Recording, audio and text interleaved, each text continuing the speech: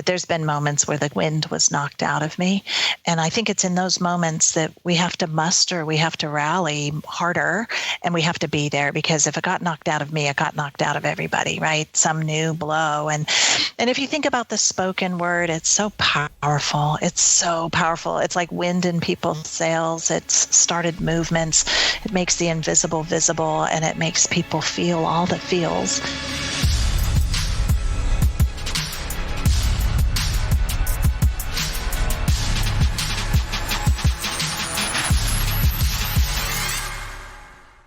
Hello everyone, I'm Julie Masters and you're listening to Inside Influence.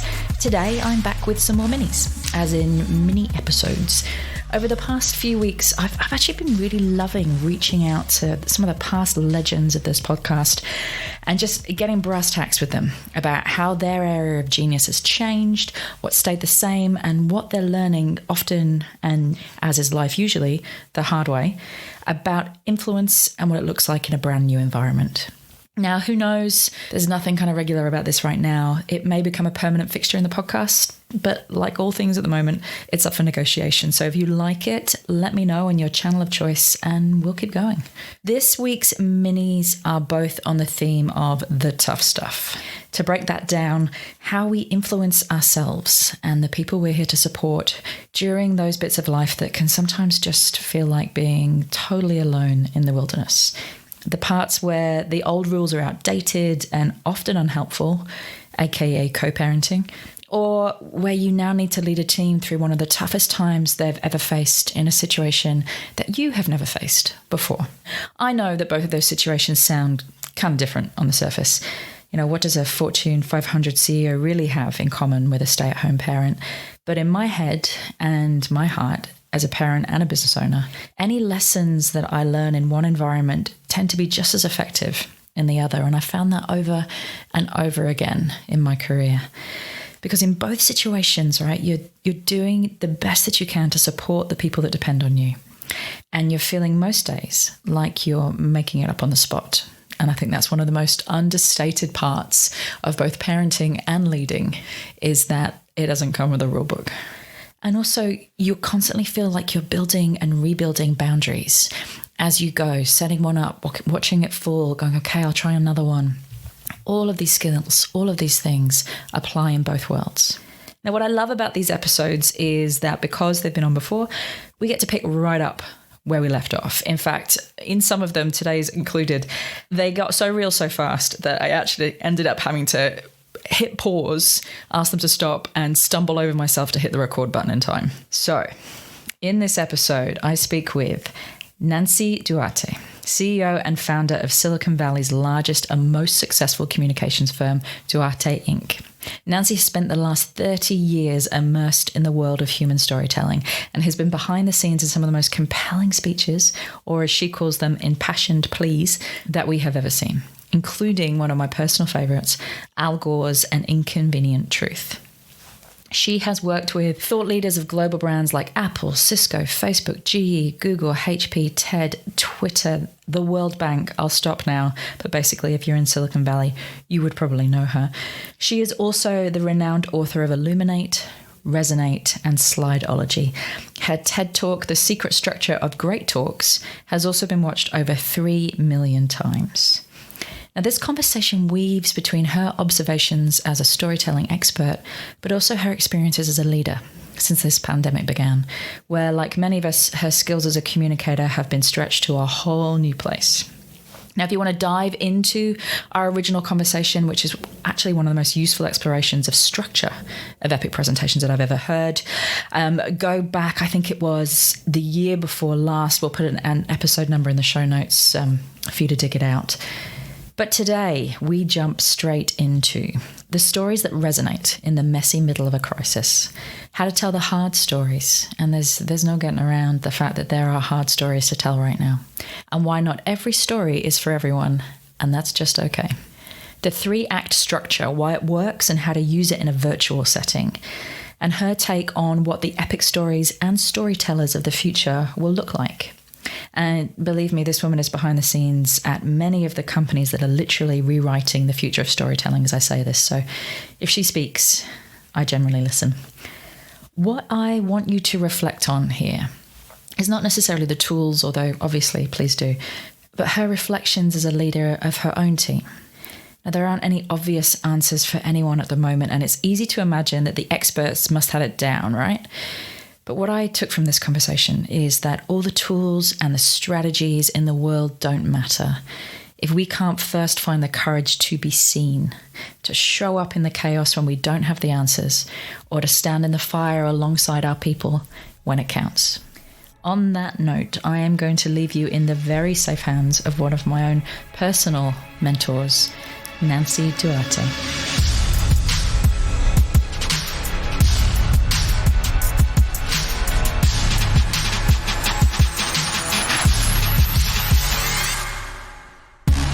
Welcome back to the podcast, Nancy Duarte. Oh, hi, Julie. Hi, it's so good to have you back.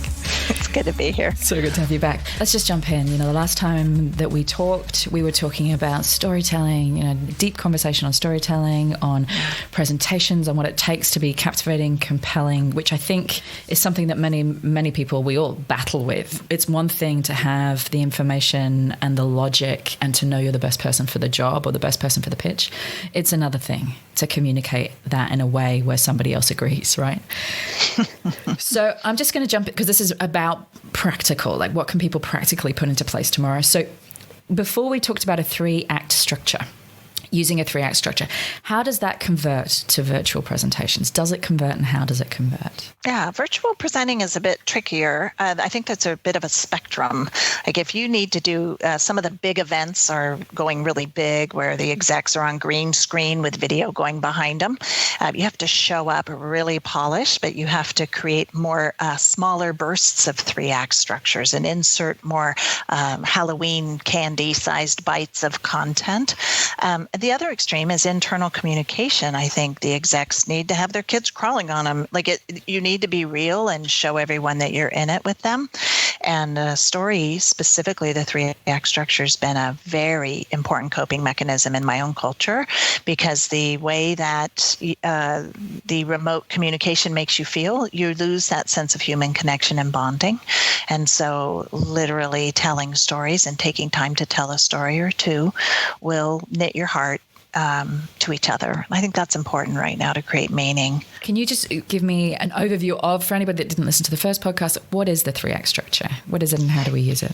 It's a classic storytelling structure. Our brains are wired for it. And basically, the act 1 is that there's this likable hero, this person that you like enough to root for.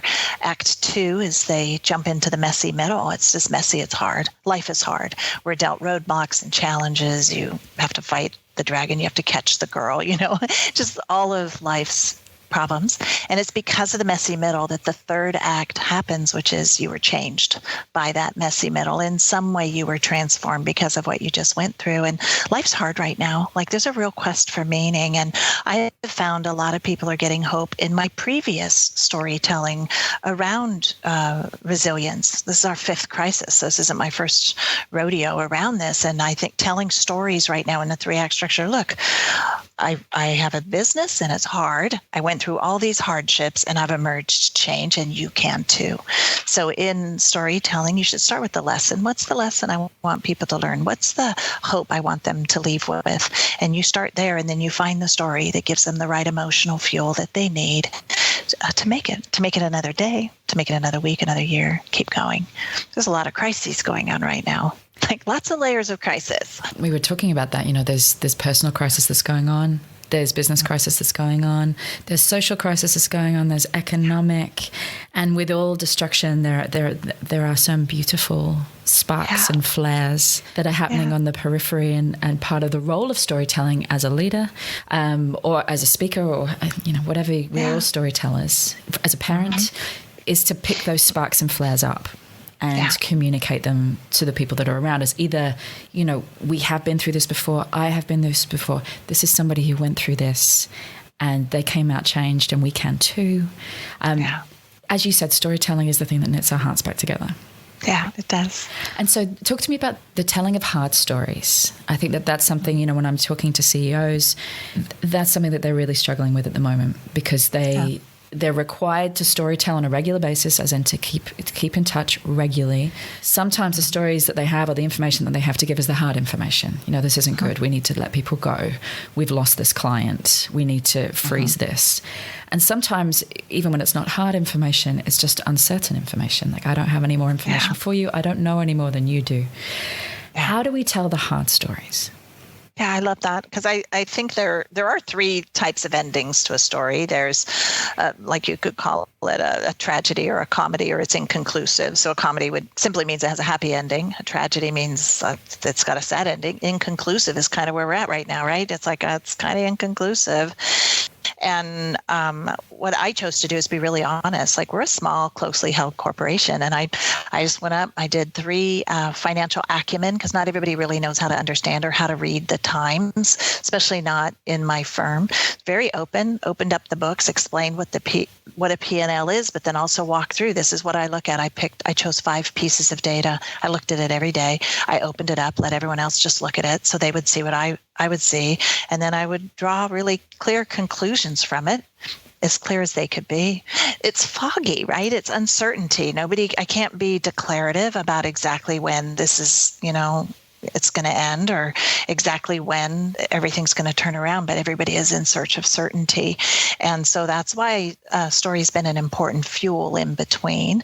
And telling difficult news is hard. And I've had my ups and downs as an entrepreneur. I remember one day I was on the veranda. I was all excited because I could see this vision of the future.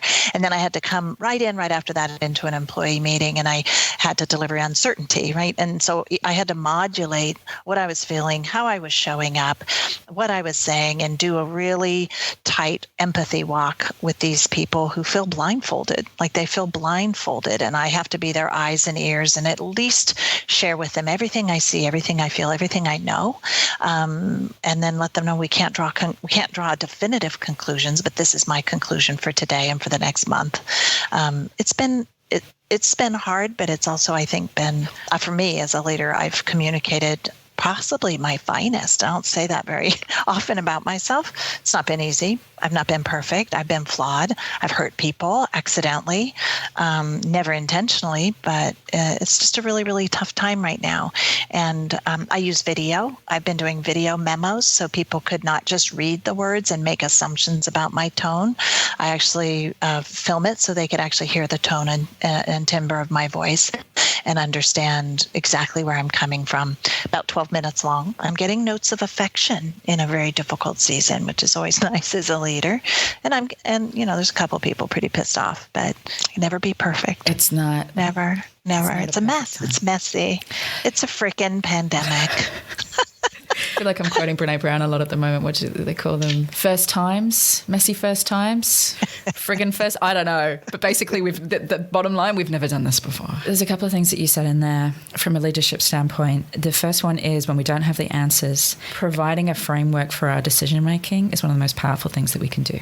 Yes. So I don't know how this is going to end up, but these are the data points that I will be looking at. Mm-hmm. This is probably, I'm going to be looking at this, and if this happens, then these are decisions I will be looking at making. So you can see my entire decision-making framework, and you can come with me, because I don't know when these things are going to kick in or how they're going to play out. This is the roadmap that I am using. And it's been interesting to see who's interested in that and who would rather continue to hide. Because we even had a framework for, look, here's our cash. It's no one's business. Here's our cash. Here's our this. And we showed them the step-down process and exactly what we would burn when, where we would try to stop the burn. It was just really, I thought it was really informative. And the people who watched it were like, holy cow, that was powerful. And then some people are like, nope, I never want to watch it. I just want to come to work every day and pedal my little bike, do my dues, and then go home and just comprehend the world. Like, they don't want to care about how I'm handling the crisis. They just want to trust I'm doing it. And I didn't make it mandatory. Like, I didn't make these meetings mandatory, but the ones that watched it loved them. That's part of the mastery of storytelling for me, is that you understand that the people that you're talking to, they comprehend things in very different ways. You have the ones that are interested in the data, right? Like, you've got the ones that are just going, give me more information. I want to know everything that you know, everything that you're thinking. And then you have the other people who, I don't need all of that. Just, I say, tell me a story. I don't mean a fictional story, but just weave me a narrative that I can hold on to, and I will just keep doing the do. You need to walk both lines. when you're trying to communicate as a leader? Especially, talk to me about those 12-minute videos that you put together. Was there an arc that you used for that, or was it really just however you were feeling in the moment? I would spend about 2 hours on Friday mornings prepping and planning and making sure I was empathetic, and then I would have, all my notes and everything. And they did all have an arc, and every single one of them had something to be hopeful about. Not, it's not fabricated, but it's literally people left after every single one feeling good, like feeling good about the business, feeling good about decisions that were made.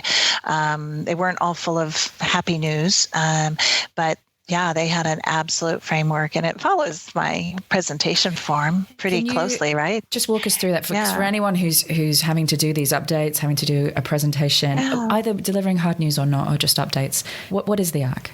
A great talk will use contrast, and that's the contrast between what is and what could be as a structural device. So if you think about story, there's a rise and fall. There's a rise and a cathartic release, and that's what can create this rise and fall in your talk.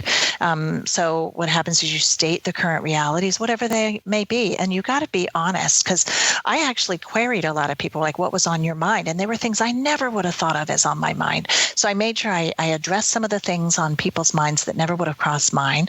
And then I talk about, here's what we're doing to address all of those things. And here's what this place is going to look like in the future. Here's what we're doing about the future state you're all concerned about. And it would move back and forth as a structural device, back and forth between what is and what could be. And then I always ended on the new bliss. And here's how our future is going to look if we all rally and overcome this thing, whatever that thing of the week was. So it followed. It would be interesting to see. I could go back and analyze them and make sure they follow the form. It wasn't something I did on purpose. It was something I wrote from my heart, and it just kind of naturally followed the form. And you do that on a weekly basis every Friday morning? Yeah, most of them. I think I'm on number 18. So however many weeks it's been, the next one will be number 18. So sometimes it's every week, every other week, sometimes twice a week. I'm on my 18th one. Do you ever sit there just, as a moment, as, we both lead teams, we both lead teams of people, and do you ever just sit there and think, I don't know what to say? Like, I don't know. Because I remember that feeling very clearly. Yeah. I don't know. And anybody that asked me, especially in the first 3 to 4 weeks of this, all I could think about, I don't know what to say. I don't have the words. And that's very unusual for me. Usually words are something that comes easily for me. I live in a world of words. And usually I can find the words, and I struggled with that. And I know, especially at this point in the messy middle of the Act 2, however long this goes, I was talking to another CEO recently, and she said, I feel like the rhetoric that I had before, which is we can get through this, just buckle down, we can get through this sprint metaphor that I was using, it's gone now because it's not a sprint. And I don't know what to say anymore. What do you do in those moments where you just don't know what to say? First, when shelter in place happened, we told 5 stories of resilience, and then everybody kind of geared up. They were productive and all of that. And now, I'm like you, I'm not that short of words all the time, but there's been moments where the wind was knocked out of me. And I think it's in those moments that we have to muster, we have to rally harder, and we have to be there, because if it got knocked out of me, it got knocked out of everybody, right? Some new blow. And if you think about the spoken word, it's so powerful. It's so powerful. It's like wind in people's sails. It's started movements. It makes the invisible visible, and it makes people feel all the feels. And I think you just need to hunker down and acknowledge that, hey, I got the wind knocked out of me too, and here's how we're going to solve it. So I know there's a lot of fatigue right now in employees specifically, and so we're trying to figure that out too. Like, what kind of grace can we give everybody so that they can repair and heal? I just think in the times that we don't want to talk, it's the times they want to hear us talk the most. And they want to know what's on our minds, and they want to know what makes us cry, and they want to know what makes us laugh. They want to know what makes us get out of the bed and continue to lead and march. It's just going to be a long march. That's what story does. It creates meaning. That's what helps me get out of the bed. And it's what helps, I think, a lot of others show up at my shop anyway, is for the power of the meaning that's there. It's pretty powerful. I mean, that's a common thing, right? Where in the times where we want to be seen the least, the times where we want to crawl to the back of our cave, those are usually the times where we need to be seen the most. Let's go really granular, just in case it's helpful for anybody listening to this, which I'm sure it will be. What are some of the common mistakes people make when they're either storytelling, presenting, making videos, Zoom calls, just from a very practical standpoint? Yeah. I think first is low empathy. They forget to think about who's on the receiving end, and we just have a modality and we go there. We just start spewing our information without first thinking about what is the modality, who's on the other end, what they might be feeling today. So I think empathy goes a long way. I also think depending on who you're talking to, I think the camera work is very important in selling, in internal video memos or whatever you're trying to do. So I scooch the person's face about the size, like your face is the size of a postage stamp, right up by my camera, way up as tight as I can to the camera, because I want you to feel like I'm looking at you, like you're seen. And right now, a lot of people don't feel seen. And depending on where my eye contact is, will make you feel like I see you. And that's another really important point. Another thing is structure your meetings and structure your presentations really well. Like remote fatigue is a real thing. So if something can be done in 10 minutes or 20, just do it in 10 or 20 minutes and let people have their time back. So, and then again, you have to chunk things a bit differently, your content. If it's a formal presentation or a webinar, you just have to chunk them in more consumable bites and use more humor a little bit, tastefully use humor to keep people's interest. So those are a small wad of tips for you. And I know you and the team have been working really hard with organizations at the moment, helping them to convert what would have been a massive live event into, and you work with some of the biggest firms in Silicon Valley, into online events or online content. What have you been learning? Because that is another question that's out there at the moment. Yeah. How do I take this and make it as engaging? Do I turn a day into an hour? Is it still a day? Is it? Yeah. What makes it engaging? That's a good question. I think the whole concept of an event where you carve out 2-3 days in this kind of environment, it's just way too difficult if you don't have the effervescence of human contact and human touch. And so we're seeing that it's wise to own a certain hour of a certain day of the week. Like I'm going to own every Tuesday at 9 and my content will be delivered every Tuesday at 9. So there's stuff like that happening. The interesting thing about the role we play is we don't decide what platform you should be on. We don't decide if you should have a green screen with fancy graphics. We're the people who will write and produce your talk and get all your execs ready for their talk. So we go kind of laterally across every kind of event, everything from ship a bunch of green screens to people's house to build 7 sets. Like one company built 7 video studios on their property so they could socially distance. And some are just like, I'm just going to talk in the camera into a Zoom or Skype. And everyone handles it differently. Content trumps everything in this medium. Doesn't matter if I had swirling graphics behind me or not. It's the content and the structure that are going to add the value. And the production quality is just a variable that's like, whoa, that was whooshy and fun. And wow, they had cool graphics. But it's really the content that's the most important thing in this medium, how valuable it is right now. How much are you getting people unstuck? How valuable is the material you're delivering that makes it feel magical, makes it feel like, oh my God, that was a magical moment. That's what people are craving right now. So yeah, we've seen everything from massive Hollywood, hiring Hollywood studios to literally some of the most effectives even just been looking in the camera and giving really, really valuable information. So the takeaway there that for me is the magic isn't the production. And I think a lot of conversation is happening at the moment around production. Green screen, how much money do we spend? Do we have buzzing around behind our heads? The magic isn't the production in this environment. The magic is the content itself. The magic is often the imperfection of the content. Some of the most magical content I've been watching has been quite imperfect. The archives. Now people are finding the ones that are highly produced or at least edited when they're done and tightened up. Like if you do at least hire an editor, they're finding that the archival value of the events is stronger because it's video first. So one of the things that happened at TED is their video, once they went online and they started taping all their talks, they chose to do video quality first and the people in the audience second. And so that's what's happening now is the archival, the value of people to attend the event after, it's higher value for them now that it's kind of video first. And then once you've got it video, you can cut it any which way you like. Exactly. Put it any way you want. Turn it into a podcast, turn it into a blog series, do whatever you like. And I know you and I have been talking about cornerstone content for a long time. Like, get the long form, get the content right, split it up any which way you like after that. Final question. What do you see, and this might be putting you on the spot, what do you see the epic stories and storytellers of the future looking like now? How do you see this space shifting? Wow, it's such a good question. I think there's those who will tell stories and those who won't. There's a muscle, I think, with the speed of change and the speed of that things happen. We're going to enter into almost like new eras quicker.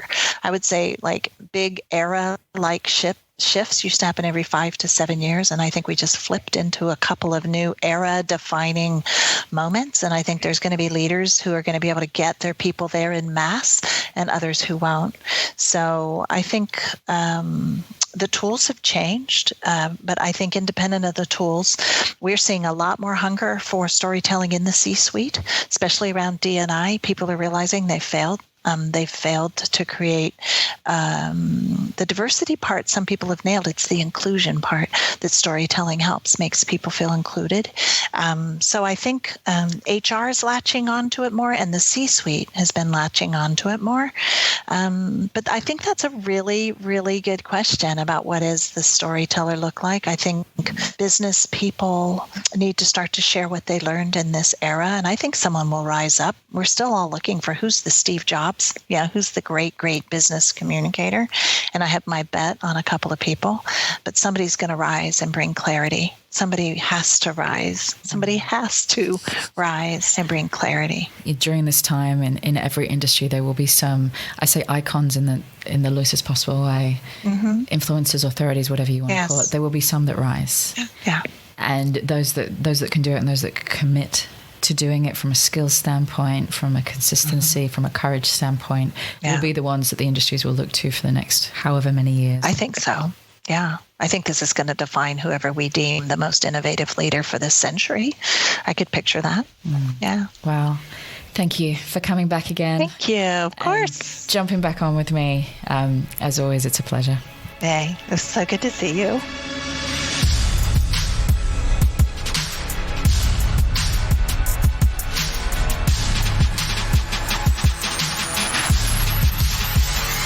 Thanks so much for listening. We really hope you enjoyed this episode and found tons and tons of useful ideas and insights for growing your own influence. Now, for those of you who want to take the next step in your influence journey, if you want to take everything you have learned today and just ramp it up a notch, or you just want to learn more about the power of thought leadership when it comes to growing a business, an enterprise, or spreading an idea, there is now also a research paper that you can download from my website, juliemasters.com. Pop in your email address. It is free. We will not spam you, but it is jam-packed full of all the ideas, tools, and case studies that I have come across in 10 years of doing this work. It's called the Influencer Code. It's not long, but it is full of value. So download it, keep it, share it, juice it for all it is worth. I hope that it makes a massive difference in your career or business. Thank you always to our producer, co-founder, and the main brain, I'm not joking, behind the Inside Influence podcast, Lauren Kelly. In the words of Jerry Maguire, you complete me. And if you did enjoy the show, then we would love you to share this podcast and leave us a review on iTunes, Google Play, Stitcher, whatever your platform of choice happens to be. And don't forget to subscribe to make sure that you never miss an interview.